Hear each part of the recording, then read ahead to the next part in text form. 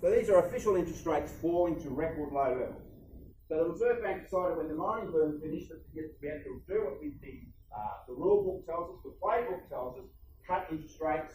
As I said, cut interest rates, that makes consumers more wealthy, and that means they spend, and that means the businesses will get more revenue from the consumers, and then they'll employ more people, which will then create the capacity for competition for labour. So what happened? Nothing. So even though our interest rates were cutting, what's happening to our wages? This is the lowest wage growth Australia has ever recorded. Annualised wages growth is now the lowest. So even though our rates went down and down and down, our wages never increased. Exactly the same. Yeah. Guess what? That's inflation. So at the same time, we've seen inflation falling as well to the lowest level ever. Well, have a look at the difference we've had back during the mining boom. The difference between income growth and inflation is prosperity. See, that's the difference about what you spend and what you're earning. You get that? That's the difference. Now, no difference. And that's why, that's the conundrum that economists and policymakers face. Why is this so? I mean, you know, but they don't know. So let's have a look and put that all together. And this is real income growth. So this is the difference between what you're earning and what you're spending.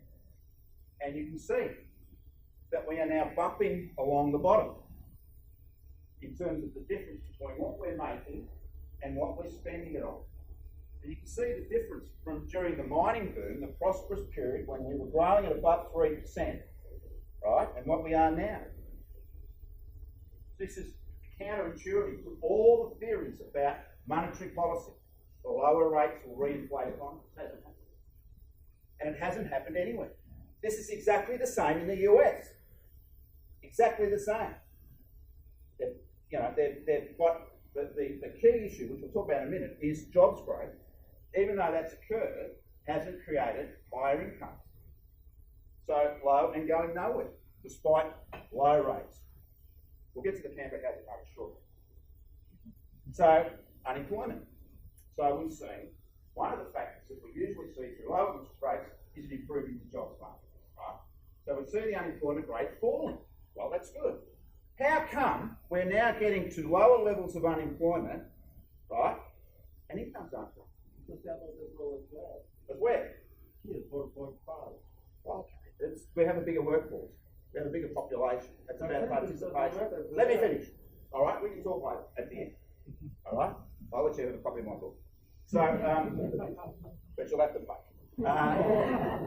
So what we've seen is the improvement in the labour market, but no improvement in income growth. Right. So the fact remains is we have lower jobless, yet to produce higher wages as planned. Right. And this has happened everywhere.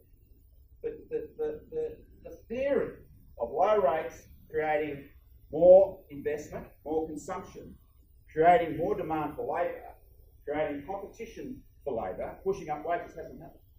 So this is the issue, all right? What are we working for? What are we working for? If we've got a job, see, that was the compact. The government has a compact with us, right? Has an agreement. The agreement is this: we will get you a job, and then the rest is up to you. As long that's our job, that's our role, is to get you a job. Okay? Because if you've got a job, the rest, according to history, looks after itself. Right?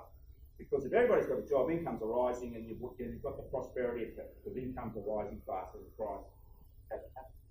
So we have a lot of very unhappy people in the world who say, well, I've been working for 5 years, 6 years in America, now I'm paying higher interest rates, but I'm not making any more money.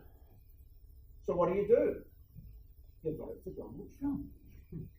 You vote for, well, I won't mention that in this country, but we have options such as that.